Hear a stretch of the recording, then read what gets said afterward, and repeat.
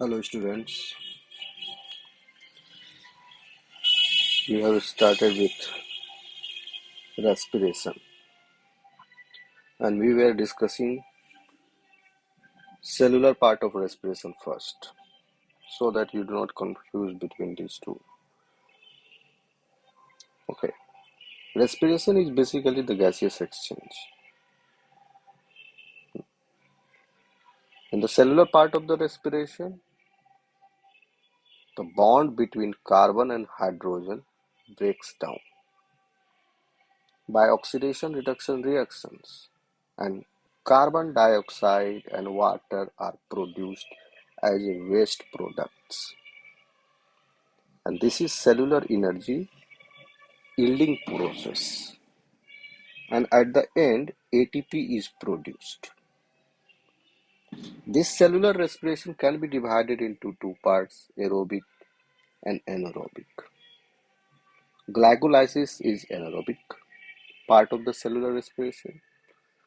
And Krebs cycle onwards, Krebs cycle electron transport chain, oxidative phosphorylation, this is aerobic cellular respiration.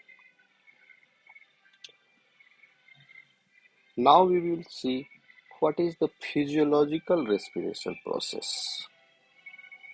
Okay, the physiological definition of respiration differs from this biochemical definition, where as I have already told you that biochemical definition of the respiration is relating to a metabolic process by which an organism obtains energy, and that energy is stored in the form of ATP and NADPH or NADH or FADH2, but that also will be utilized later on for the production of ATP. Okay, by oxidizing nutrients such as we take carbohydrates in our diet, we take fat, protein in our diet. These are the nutrients, and these nutrients breaks down during this catabolic process. So this is the cellular, in short, cellular part of the respiration process. But in physiology, respiration, this respiration is basically the movement of gases. I mean to say the gaseous exchange. That is, it is the movement of oxygen. It is the movement of oxygen, molecular oxygen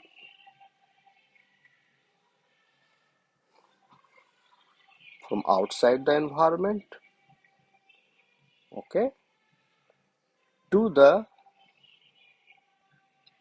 tissues. Blood is the tissue.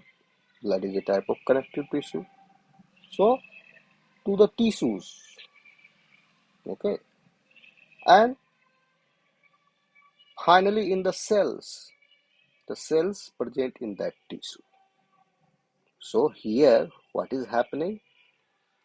As a result of gaseous exchange,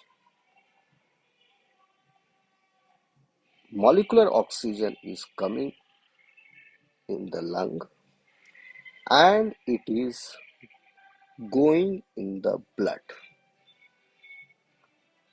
and our respiratory pigment hemoglobin is binding with that oxygen molecule and transporting it to the other cellular or tissue locations in our body for the utilization. Hope you are getting it. So you can say that by definition in physiology, respiration is the movement of oxygen from outside environment from outside environment to the cells within tissues, as well as the removal of carbon dioxide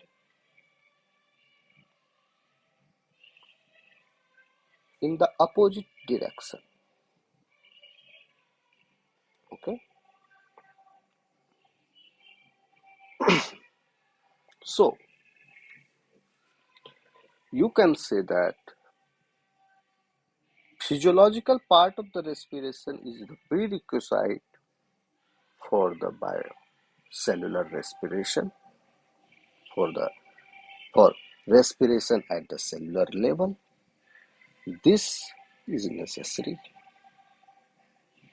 Okay, if person fails to breathe, then the gaseous exchange will not take place. And if the gaseous exchange will not take place, then the person will go under ischemic condition. Oxygen saturation will drop down and it will be lethal for the person. Okay, now coming to the point, syllabus. See,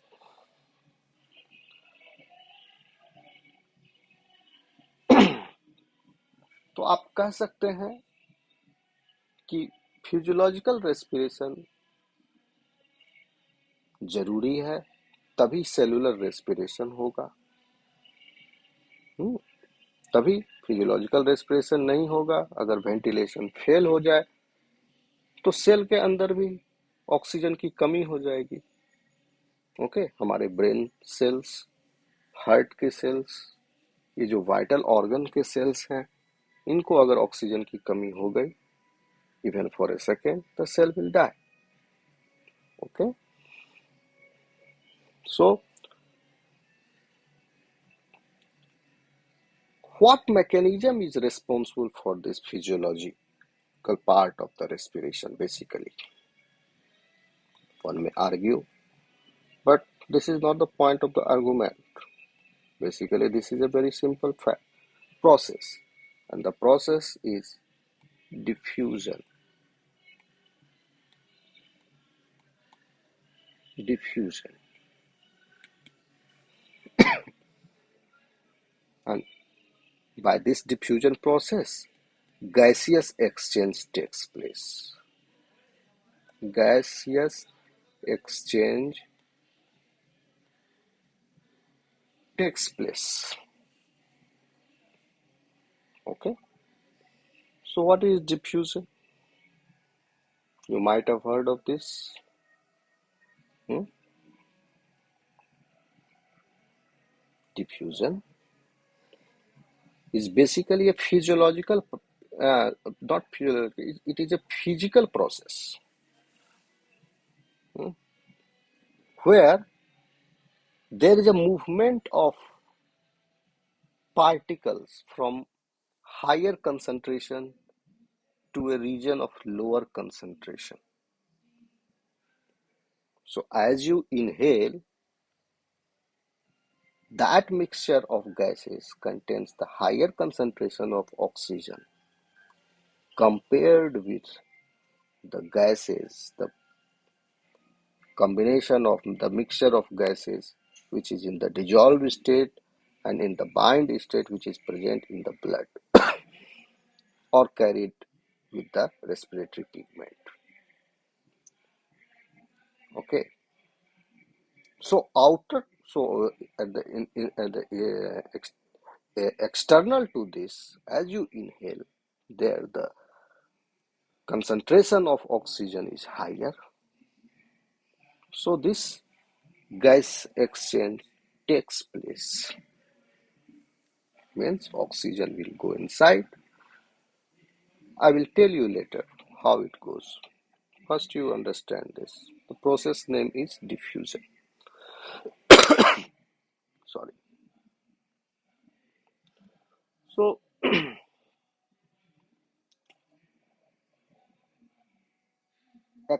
by this diffusion process, mm,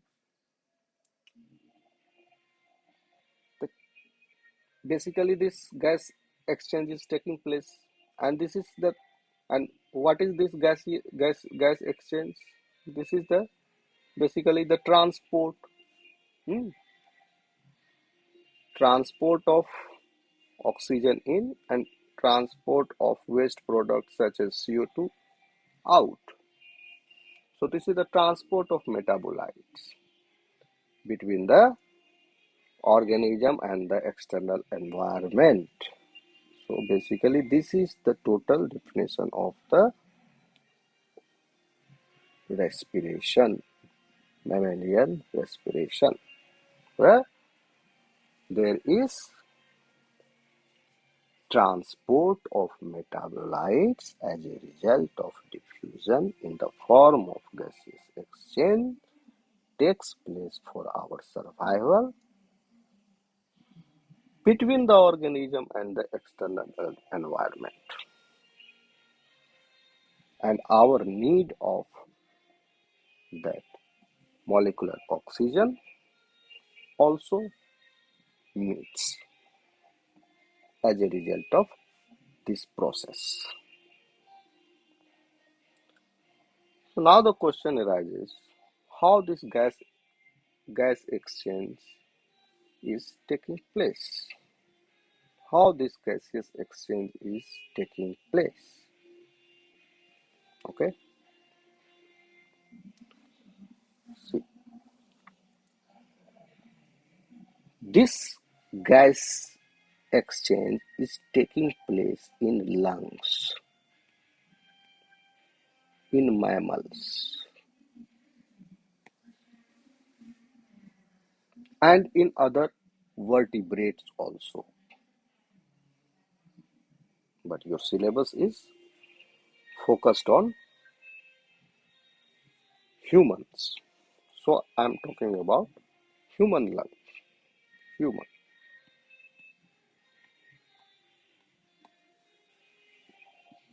Okay. So you have to memorize two things first. Number one, first term is ventilation,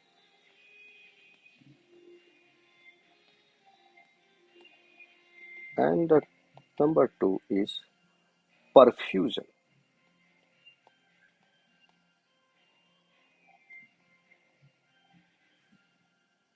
Okay. Now get this. What is this? Hmm. Ventilation is basically in and out movement of air. In and out movement of air. कहते हैं ना ventilation, इस room का ventilation ठीक नहीं है. Okay. अगर कोई क्लोज्ड स्पेस हो, पैक्ड हो पूरी तरह से, तो कहेंगे कि वहां का वेंटिलेशन ठीक नहीं. ओके. लेकिन हमारे लंग का वेंटिलेशन का ठीक होना बहुत जरूरी है. So this is the first process. Ventilation means the movement of air in and out of the lungs. And what is perfusion? Perfusion is basically it is circulation of blood. Circulation of blood. कहाँ पर? In the pulmonary capillaries. अब आपको ये बात समझना पड़ेगा. हम्म ये दोनों प्रक्रियाएं कहाँ पर हो रही है? लंग में तो हो रही है, लेकिन लंग के अंदर कहाँ पर हो रही है? एल्वियोलाई में। लंग का 90% पोर्शन जो है वो एयर सैक है। ठीक है, sac means hollow space, and those cells are called as lung parenchymal cells, and these cells are surrounded by 10% of the connective tissue cells. Okay, you do not need to know this in detail, but little bit I'm telling you. So ventilation and perfusion first. Focus over this. You will easily understand this, where it is happening. Okay, by definition you have got this. Okay, इसके पहले भी आप एक दो term को और समझ लीजिए। एक टर्म है inhalation and exhalation. Inhalation, I hope आप ऑलरेडी जानते होंगे इसे। Exhalation, okay. और ये किसके किसके हिस्से हैं, किसके पार्ट है ये? Inhalation plus exhalation is equal to breathing. Okay, equal to breath, या बहुत सारी सांसें। ब्रीथ मतलब सांस।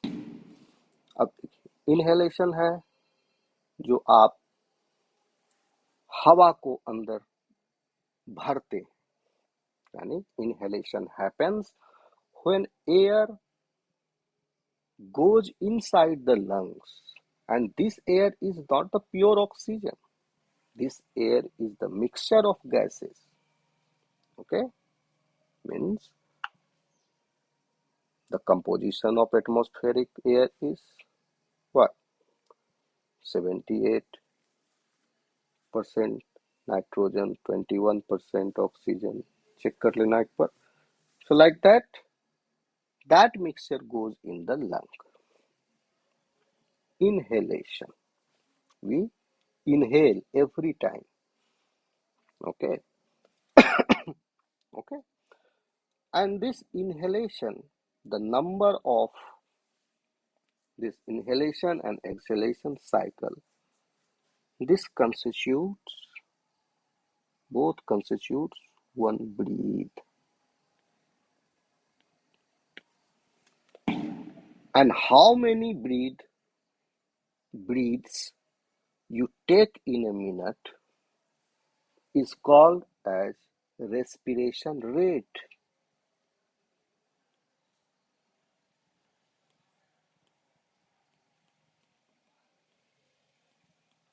Respiration rate. So that means if somebody says the respiration rate is 22, then you should understand it like that 22 times that organism is inhaling, और जब 22 times inhale करेगा तो 21 टाइम्स एक्सहेल थोड़ी करेगा, वो 22 टाइम्स सांस छोड़ेगा भी। ओके, ठीक है। तो आप ये कह सकते हैं कितनी बार इनहेल कर रहा है, so that will become respiration rate, क्योंकि जितनी बार इनहेल करेगा उतनी बार एक्सहेल ही करेगा। एक्सहेल करने के लिए वो अलग से एक्स्ट्रा समय तो लेगा नहीं, यानी 1 मिनट के अंदर कितनी बार इनहेल किया। Okay, sorry. अब देखिए, यहाँ पर भी एक चीज और याद रखने की जरूरत है आपको कि inhalation is an active process,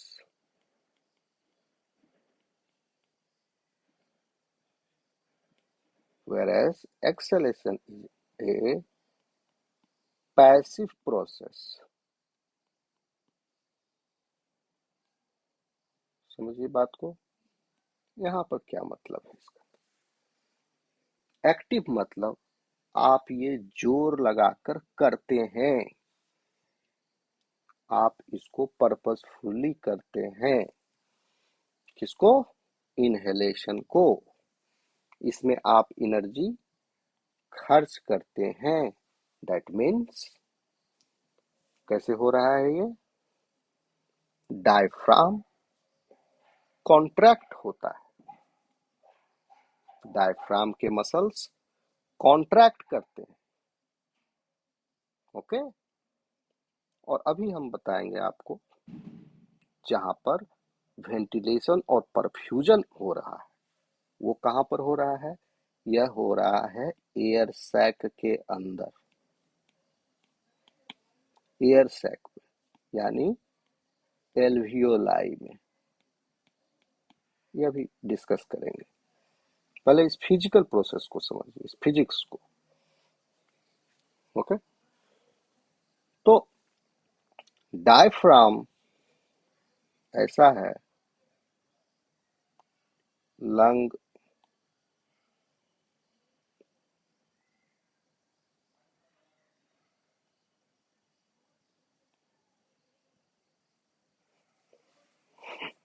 ये डायफ्राम जब कॉन्ट्रैक्ट करेगा, कॉन्ट्रैक्ट करेगा, so it the person will take the air will be filled inside the lung। अगर डायफ्राम कॉन्ट्रैक्ट नहीं करे, ये इतना का इतना पर, क्योंकि आपका बॉडी वाल इधर फिक्स्ड है, ठीक है, इसके ऊपर चेस्ट का रिब केज है, ये फूल सकता है ज्यादा से ज्यादा। अगर डायफ्राम नीचे नहीं जाएगा तो इस लंग में हवा भरने में इसका वॉल्यूम नहीं बढ़ पाएगा। ओके, तो डायफ्राम कॉन्ट्रैक्ट करते हैं, जिसकी वजह से आप याद रख लीजिए, एक फिगर है,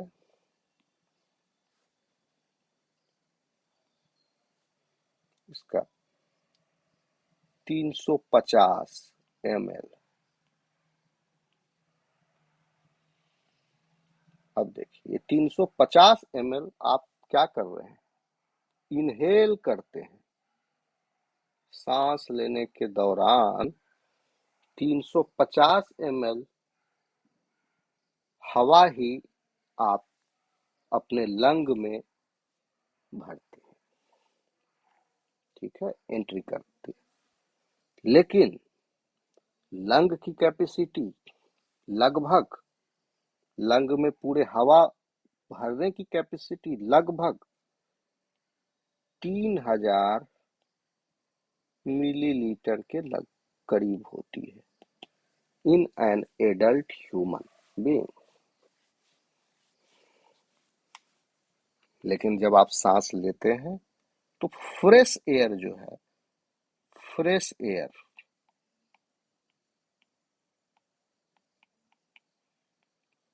350 ml ही आपके लंग में एंटर करती है ड्यूरिंग वन इनहेलेशन, एक बार इनहेलेशन करने, ठीक है। और टोटल कैपेसिटी कितनी है? 3000 की, यानी ये 350 लेने के बाद तो रेसिड्यूअल, तब सवाल उठता है रेसिडुअल कैपेसिटी कितनी होती है? This is the total capacity, ये है टोटल कैपेसिटी ऑफ लंग।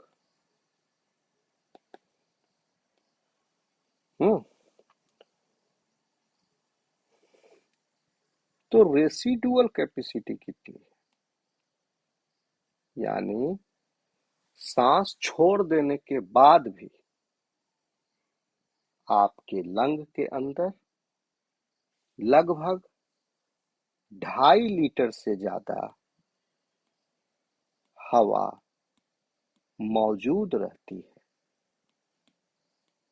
आप सोच लीजिए,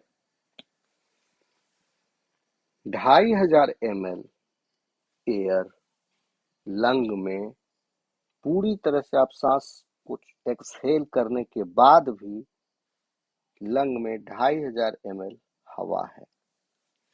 but this air is not the fresh air, this air is the mixture of gases, and this mixture of gases, the combination constitutes uh, combination of the gases like oxygen and carbon dioxide is different from the combination which is present in the outer environment, outer side. Okay, here carbon dioxide is more in this volume. Okay, because this is the residual volume, and this volume is called as residual capacity.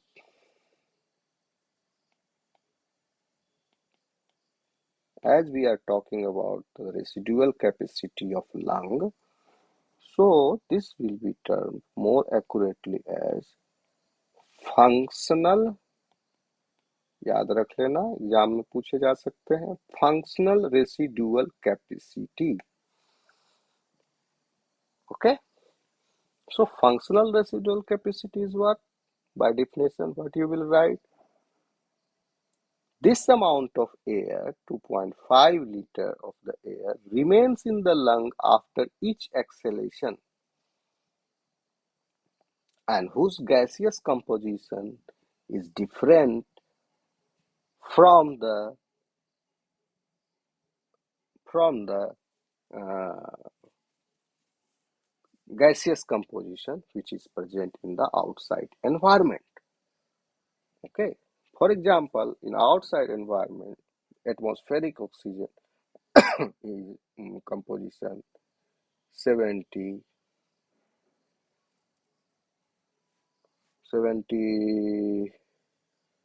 कितना है, 71%, no 78%। Let me check it, मैं हर बार confuse हो जाता हूँ। 70 nitrogen is how much? Nitrogen percentage in atmosphere 78%, yes, 78%। see, nitrogen 78%, oxygen 21%, और rest gases जिसमें CO2, मीथेन, ये सब, वो 1% में सब।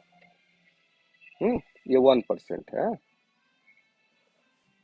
अब देखिए, ये this is the composition of the gases which is present in the outside environment, which you call it as ambient air or fresh air. This is fresh air.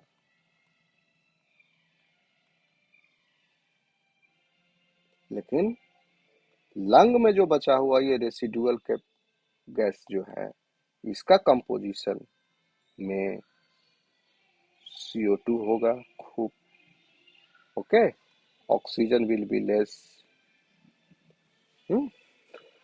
CO2 will be more, nitrogen will be there. Okay, but oxygen will be less because oxygen is constantly getting utilized. Okay, because hemoglobin is having the binding capacity with this oxygen, molecular oxygen. Okay, and according to the law of diffusion, from the higher concentration to lower concentration, aided by the hemoglobin, which is the respiratory pigment, oxygen will be constantly getting transported from the lung alveoli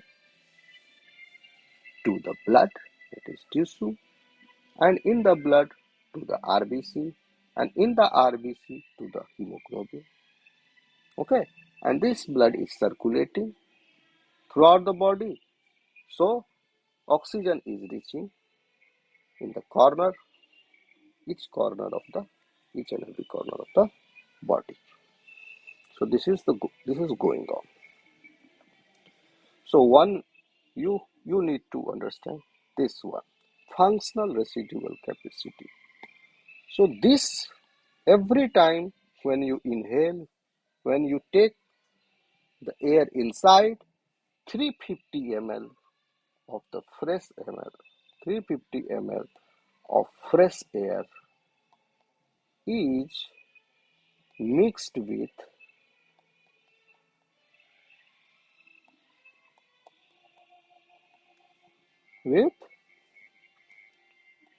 2.5 liter of functional residual capacity air of lung. तो आप देखिए, हर बार 350 ml fresh air इसमें मिल करके dilute हो जा रहा है और वो फिर उसका डिफ्यूजन हो रहा है। सॉरी। अब आते हैं हम लोग, अगर आप ये समझ गए total capacity, functional residual capacity, respiration rate, what is inhalation, what is exhalation, what is breathing, ये सब बता चुके हैं। ब्रीदिंग भी एक्सप्लेन किया है। What is breathing? Breathing is the process, breathing is the process of respiration, one of the processes of respiration, of moving air out and in the lungs to facilitate gas exchange. Okay, फिर एक line और add कर दो, with the internal environment. Okay, as a result of which what is happening, it is flushing out the waste products such as carbon dioxide and bringing oxygen in the next cycle. So breathing is the process of moving air out and in the lung to facilitate gaseous exchange. That's all. Okay.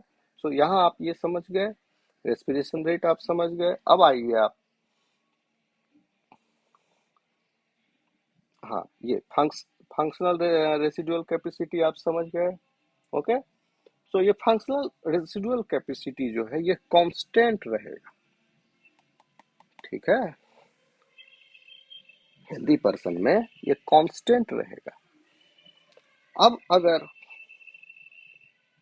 किसी disease की वजह से या किसी infection की वजह से या किसी भी प्रकार की मेडिकल क्लिनिकल सिचुएशन सिनेरियो कारण की वजह से, चूंकि इनहेलेशन जो है एक्टिव प्रोसेस है,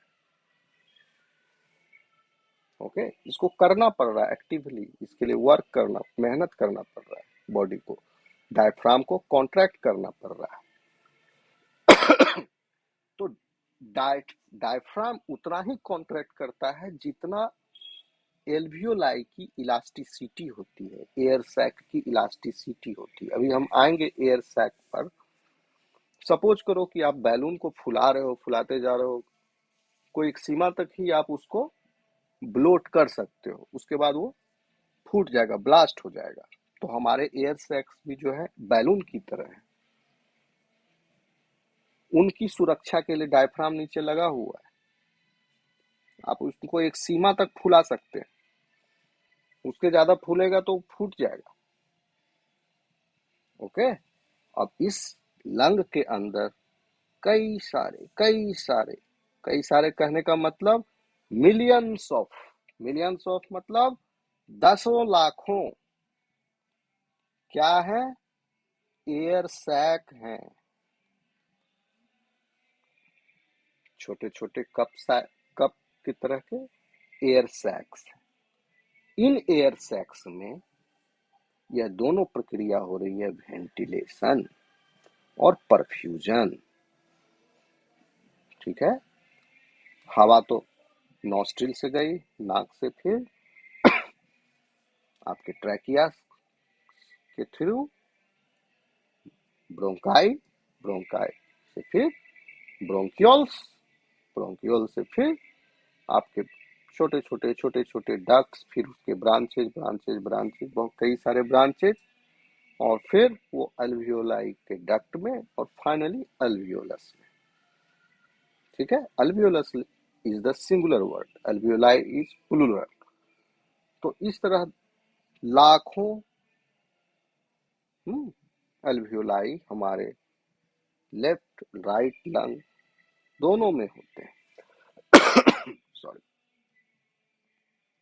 अब आते हैं, आप समझिए कि व्हाट इज एल्वियोलाई। इतनी बार हम लोग चर्चा कर रहे हैं, एल्वियोलाई क्या है। तो एल्वियोलाई इज बेसिकली हमारे पल्मोनरी फंक्शन के काम आता है। जब पल्मोनरी की बात करते हैं तो मीन्स हो गया कि रेस्पिरेशन के काम आता है। और एल्वियोलस है, मतलब एक लैटिन वर्ड है, that means a little cavity. Okay.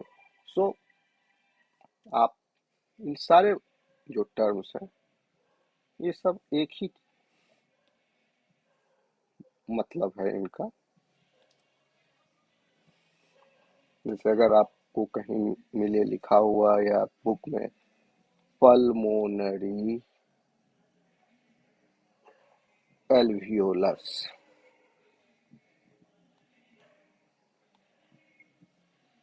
या आपको लिखा मिले एयर सैक, जिस जो जो अभी हम कॉमन बार बार बोल रहे हैं, या एयर स्पेस,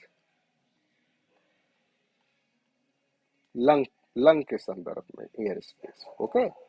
तो ये सब जो है आपका एक ही टर्म है। ठीक है। और इनके प्लुरल होते हैं अल्वियोलस, एल्वियोलाई, एल्वियोलाई, ये प्लुरल। ठीक है। क्यों? क्योंकि ये 10 लाख से भी ज्यादा है इनकी संख्या। और ये क्या होते हैं? खोखले होते हैं, हॉलो। इनके अंदर इलास्टिसिटी की प्रॉपर्टी होती है, दैट मीन्स दे आर डिस्टेंसिबल। मतलब हवा भरेंगे तो ये फूलेगा, इनको खींचा जा सकता है, distensible. And how they are shaped? They are cup shaped.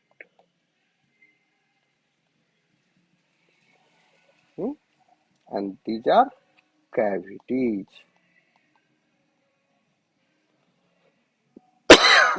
Sorry. Where they are present? In the lungs.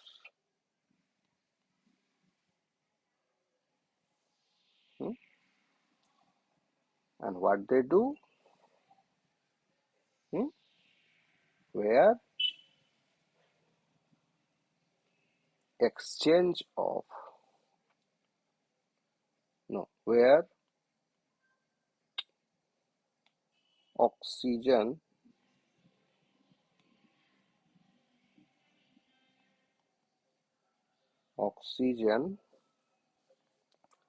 आपका जो है एक्सचेंज होता है, where oxygen is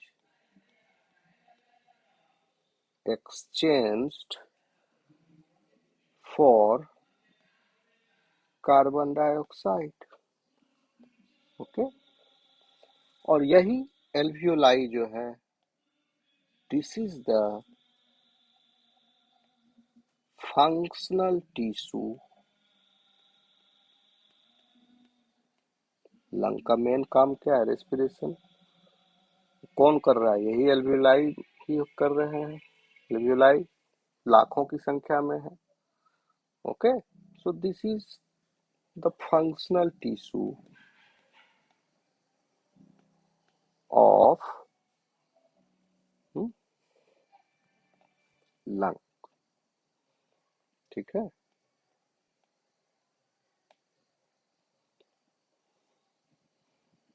समझ में आ रहा है स्टूडेंट्स?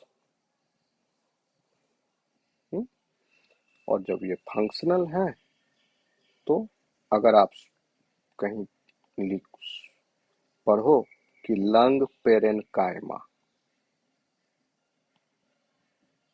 तो समझ जाओ कि लंग का फंक्शनल टिश्यू कौन है? Alveoli. Lung parenchyma is referring to alveoli।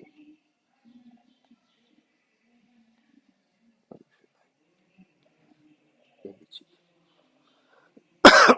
Okay, and it constitutes 90% of the lung volume। Lung tissue volume.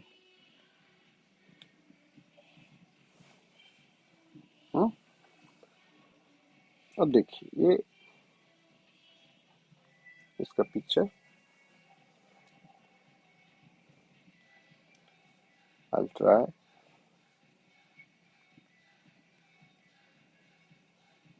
सी,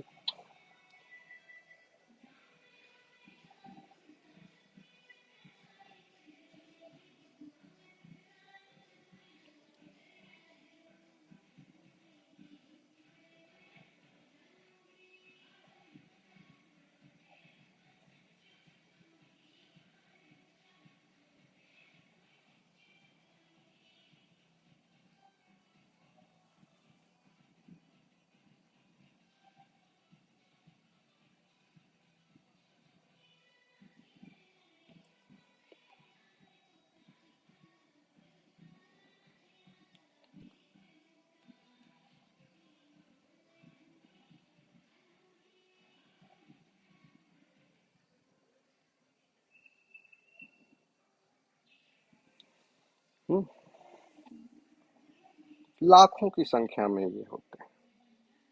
क्या है? एल्वियोलाई।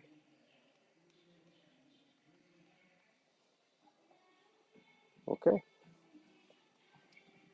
और ये एल्वियोलाई, ये भी एल्वियोलाई है, ये भी एल्वियोलाई है, cup shaped. Okay, and in this there are supplies of blood capillaries where pulmonary artery and pulmonary vein. Pulmonary artery contains deoxygenated blood and pulmonary vein carries oxygenated blood। Okay, यहाँ पर उल्टा है। Okay, heart से pulmonary vein लेकर के आपका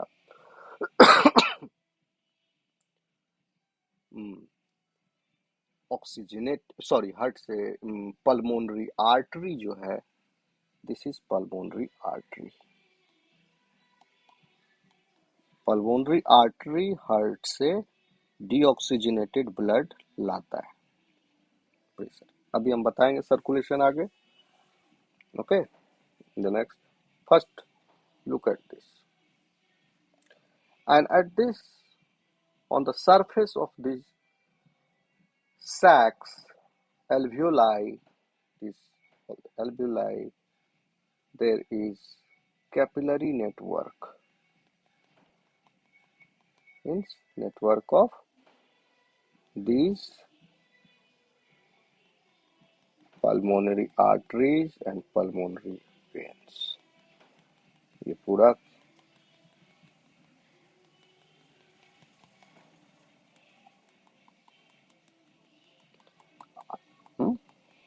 capillaries है।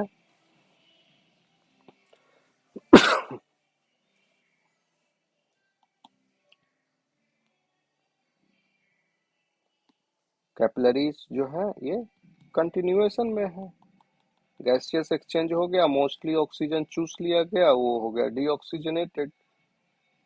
Okay,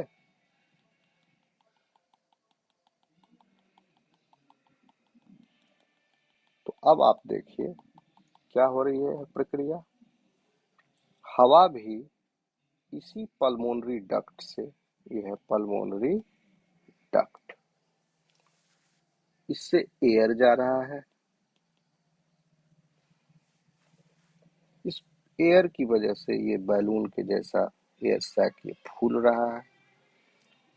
diaphragm एक बाउंड्री बनाए हुए है, वो उतना ही कॉन्ट्रैक्ट करेगा जितना इसकी मैक्सिमम इलास्टिक कैपेसिटी है, वो मैच कर लेता है, इक्विलिब्रियम में है, आ गया। And this is called as ventilation. और इस वेंटिलेशन में क्या हुआ, कॉन्ट्रैक्शन ऑफ डायफ्राम, और ये सब नर्वस सिस्टम कंट्रोल्ड है।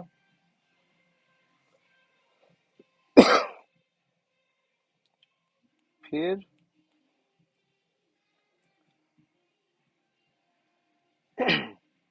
एयर इन, एल्वियोलस,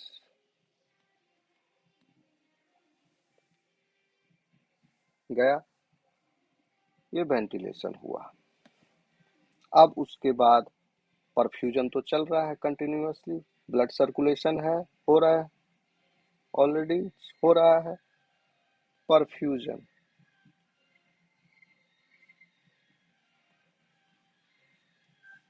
और ये ब्लड सर्कुलेशन है, परफ्यूजन। अब कैपेसिटी 2.5 लीटर पहले से है, जो मिक्सचर है गैस का, और 350 ml फ्रेश एयर बार बार अंदर आ रहा है, तो वो मिक्सचर बार बार थोड़ा थोड़ा शुद्ध होता जा रहा है, फ्रेश हो रहा है, यूटिलाइज जो हो रहा है ऑक्सीजन।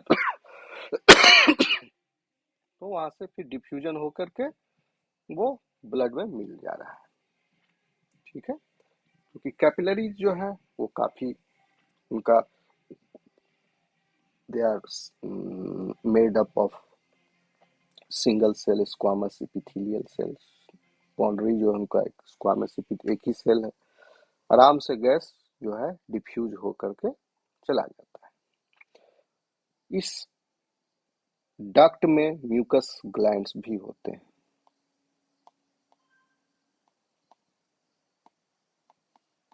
ठीक है? जरूरी है, कोई सॉलिड पार्टिकल्स आया तो म्यूकस में लिपट जाएगा।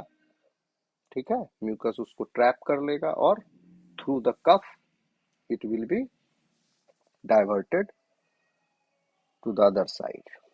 नहीं तो क्या होगा, जैसे जैसे एज बढ़ेगी, ये जो बैलून है इसमें कचरा जमा होना शुरू हो जाएगा, ये सब डस्ट पार्टिकल्स जो स्मोकर्स होते हैं उनके पूरा जमा हो जाते हैं, तो फिर क्या होगा, गैसियस एक्सचेंज में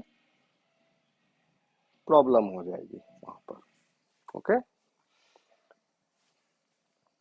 अब देखिए, अब यहां तक आप समझ गए, परफ्यूजन हो गया। अब ये आ कहां से रहा है और जा कहां रहा है। ऑक्सीजनेटेड ब्लड आ जा कहां रहा है, और डीऑक्सीजनेटेड ब्लड आ कैसे रहा है। तो इसके लिए आप लोगों ने पढ़ा होगा क्लास 12th में। हम्म ये मैं आपको रिमाइंड करा देता हूँ फिर से, आप याद रख लीजिए, ध्यान रख लीजिए कि सबसे पहले आप जानते हैं आपका हार्ट जो है 4 चैम्बर्ड हार्ट है। ठीक, राइट साइड, दिस साइड, सुविधा के लिए हम इधर right side and this is left side बना। ठीक, राइट साइड में ब्लड बॉडी से, बॉडी के अपर रीजन से भी और लोअर रीजन से भी डीऑक्सीजनेटेड ब्लड कलेक्ट होता है। अपर रीजन से भी और लोअर रीजन से भी। ठीक। अपर रीजन से जिस वेन के थ्रू ब्लड कलेक्ट होता है उसे हम कहते हैं सुपीरियर वेना कावा। सुपीरियर, हम पूरा स्पेलिंग नहीं लिख रहे हैं, वेना कावा। ठीक। और नीचे से इंफीरियर वेना कावा, हार्ट के नीचे के रीजन से ब्लड जो आ रहे हैं। और ये सब, ये दोनों जो है इन वेना कावास, इनकी ओपनिंग आपके हार्ट के राइट एट्रियम में है।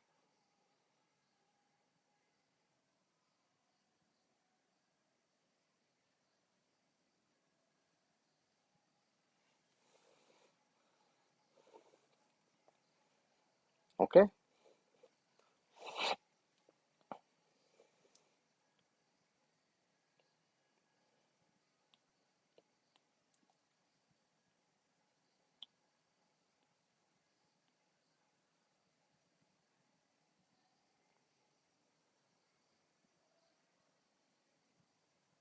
ये पीछे रहता है।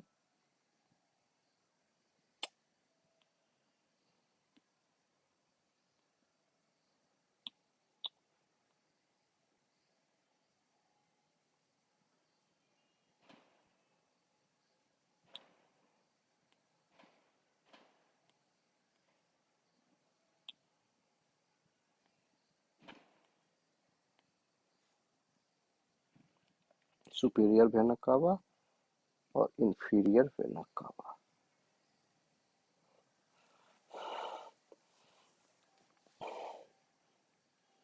ठीक।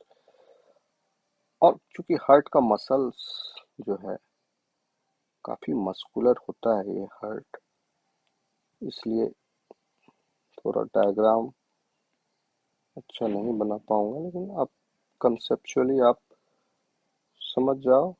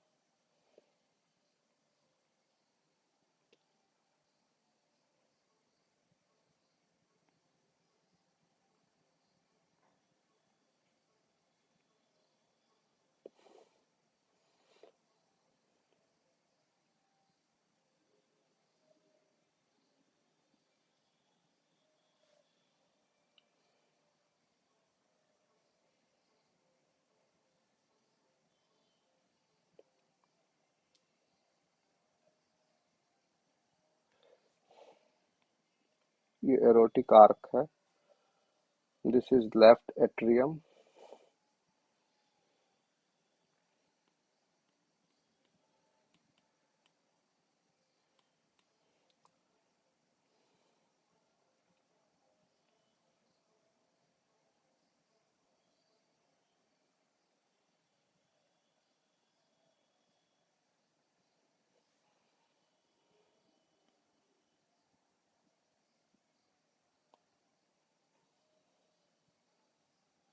This is the hearts muscular wall.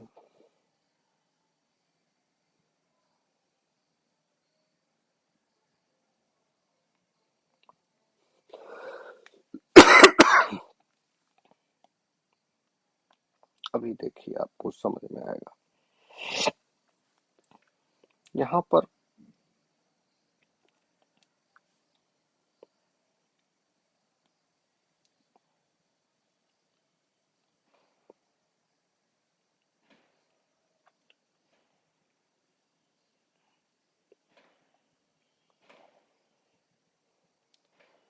जो है पल्मोनरी आर्टरी। आर्टरी कहते हैं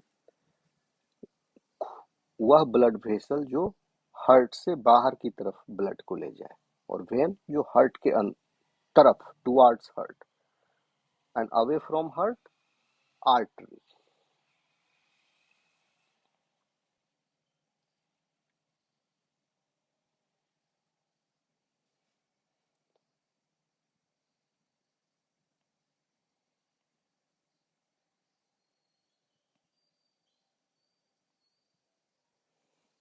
ठीक है।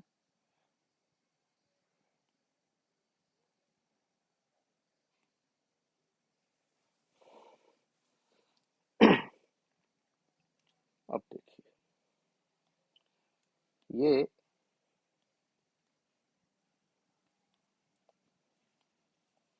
This is superior vena cava. Deoxygenated blood is coming from upper region of the body. Inferior vena cava, deoxygenated blood is coming from the lower part of the body, and it is opening in the right atrium, yeah, right auricle of the heart. And then this deoxygenated blood is entering the right ventricle of the heart. Okay, right ventricle में आने के बाद यहाँ पर जो एक valve भी होता है, there valve is present. This valve is called as tricuspid valve.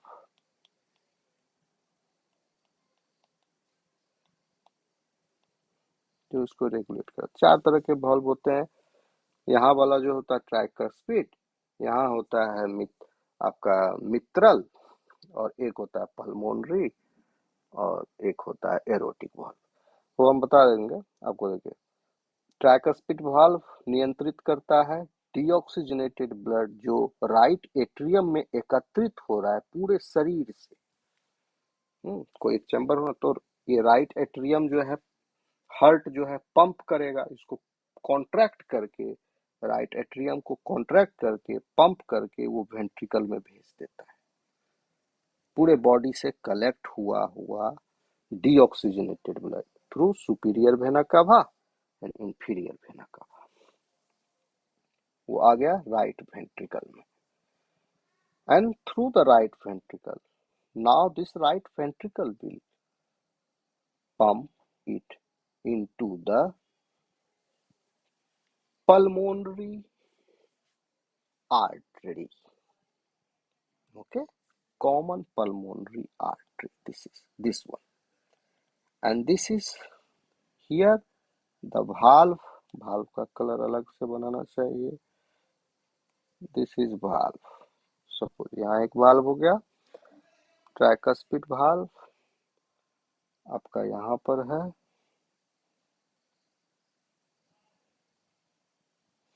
This one is tricuspid valve। ये valve पल्मोनरी valve है। ठीक,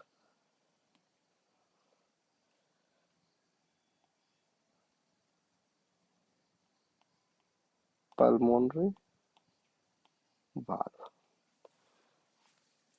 राइट वेंट्रिकल से फिर राइट वेंट्रिकल कॉन्ट्रैक्ट करेगा, ये पल्मोनरी वाल्व के थ्रू ये पल्मोनरी आर्टरी में ब्लड आ जाएगा।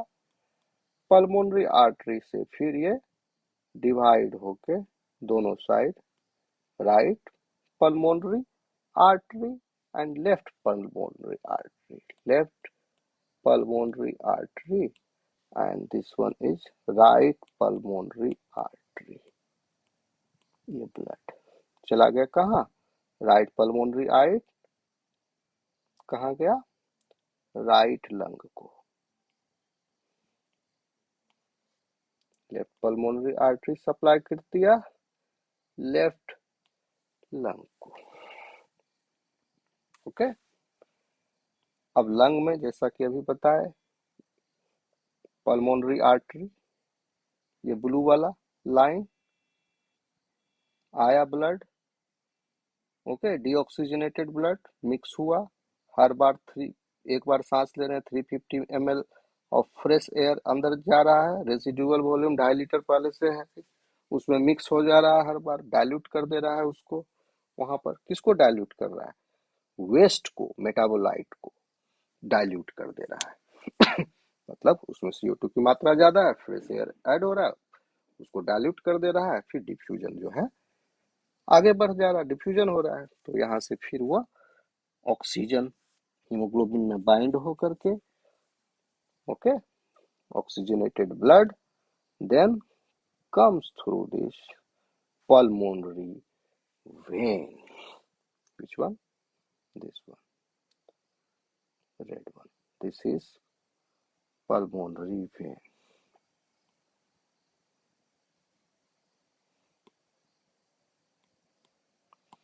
पल्मोनरी डक्ट, ये पल्मोनरी डक्ट में म्यूकस ग्लैंड होते हैं। Pulmonary artery carries deoxygenated blood, pulmonary vein carries away oxygenated blood from the lung to the heart. यहाँ पर ये प्रक्रिया हो गई। हार्ट में पूरा बॉडी के अपर रीजन से लोअर रीजन से through superior vena cava, inferior vena cava, दोनों वेना कावा ओपन हुआ कहाँ? राइट एट्रियम में। राइट एट्रियम में से फिर पंप हुआ मिड ट्राइकस्पिड वाल्व के थ्रू, खुला ये ट्राइकस्पिड वाल्व, आ गया वेंट्रिकल में, राइट वेंट्रिकल में। राइट वेंट्रिकल पंप हुआ, पल्मोनरी वाल्व का गेट खुला, ये चला गया पल्मोनरी आर्टरी में, दोनों तरफ डिवाइड हो गया, ये चला गया लंग में, फिर से यह खून शुद्ध होने, ऑक्सीजन इसमें मिक्स होने के लिए। अब इधर से गैस का एक्सचेंज हो करके कैपिलरी नेटवर्क के थ्रू फिर पल्मोनरी आपका वेन में कलेक्ट हुआ, पल्मोनरी वेन कलेक्ट किया ऑक्सीजनेटेड ब्लड को, and then pulmonary vein will come. There are 4 pulmonary veins which opens in left atrium, 2 from both sides. ये आपको हार्ट के पीछे से रहता है, तो अभी हम यहाँ पर बना देते हैं 2 pulmonary vein,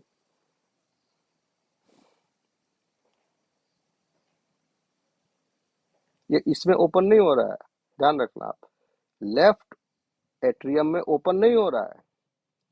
pulmonary vein left atrium के पीछे से,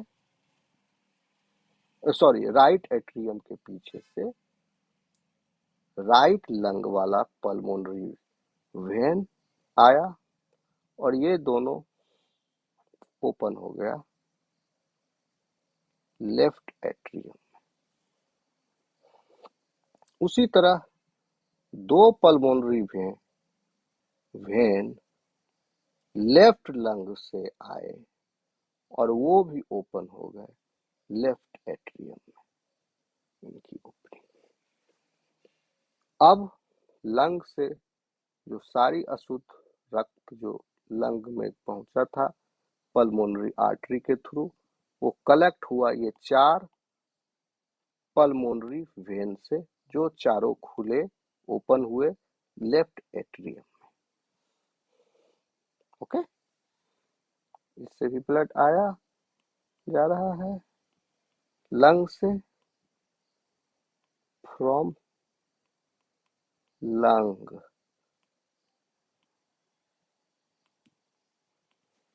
okay, this is to the lung, this one is to the lung. Now this, in this left atrium, this is left atrium, और लेफ्ट एट्रियम और लेफ्ट वेंट्रिकल के बीच में जो valve होता है उसका नाम है मिट्रल भाल्व। ओके, यहाँ पर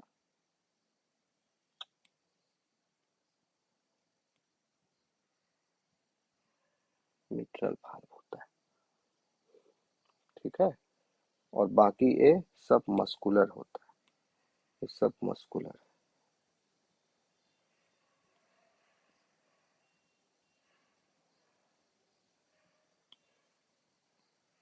ये सब मस्कुलर है काफी। वेंट्रिकल तो और भी मस्कुलर होते हैं। And this is mitral valve.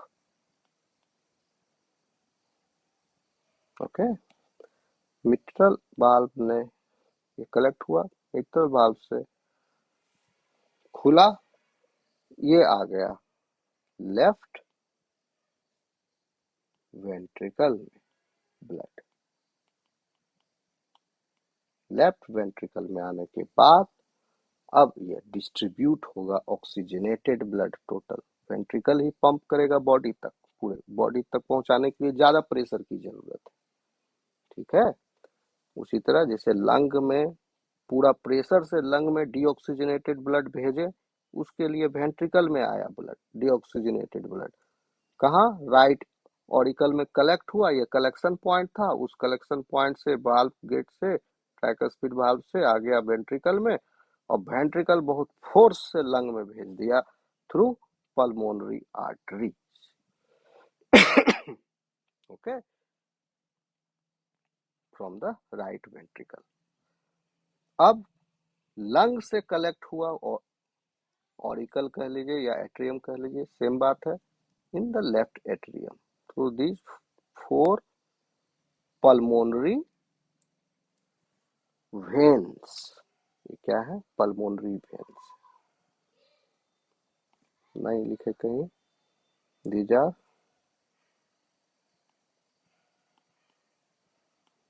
Pulmonary veins, 4 है, ओपन हुए लेफ्ट एट्रियम में। लेफ्ट एट्रियम से फिर मिट्रल वाल्व के through they have entered in left ventricle, और लेफ्ट वेंट्रिकल फिर फोर्स से इसको बाहर भेज देगा through the mitral in the aorta, और वो एरोटा पूरे बॉडी को सप्लाई करेगा। ओके, ठीक है। तो दिस एरोटा इज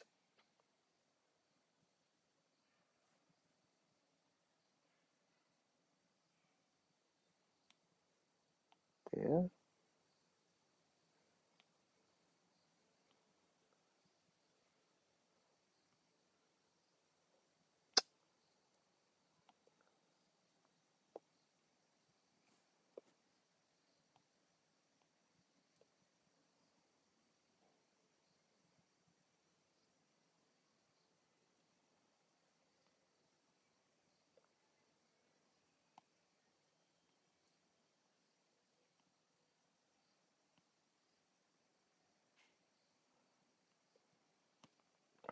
और यहाँ पर जो वाल्व है इसका नाम है आपका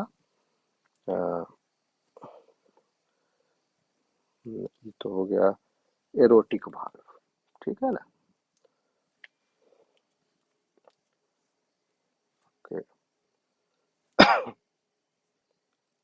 ये एरोटा, यहाँ से ब्लड गया, ये फोर्स से लेफ्ट वेंट्रिकल, फिर फोर्स से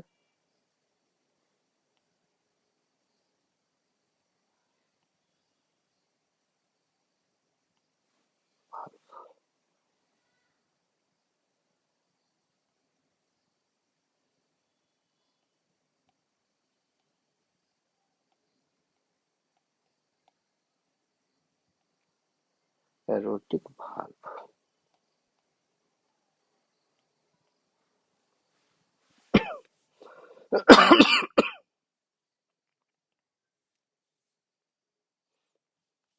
ओके,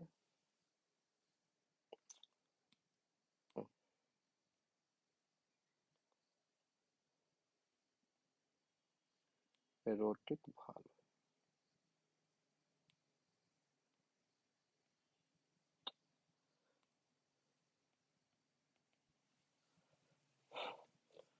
और इस एरोटिक वाल्व से अब blood will circulate, now it will go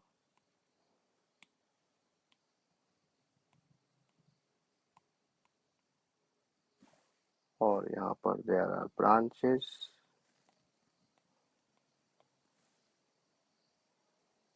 okay, पूरे बॉडी में। और ये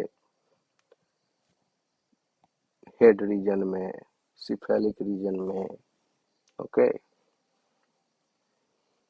ये क्लेप ब्लड सप्लाई जाएगा। ये एरोटिक, इसको बोलते हैं aortic arch. This is aortic arch.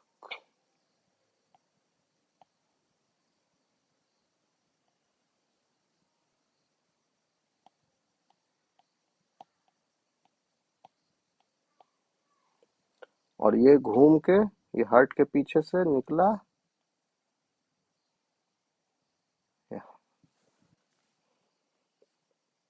Blood supply हुआ in the head region and the neck region, upper part of the body. और यहाँ से फिर ये घूम नीचे पंप है, वेंट्रिकल से ब्लड फिर नीचे चला गया। ये है आपका डिसेंडिंग अरोटा।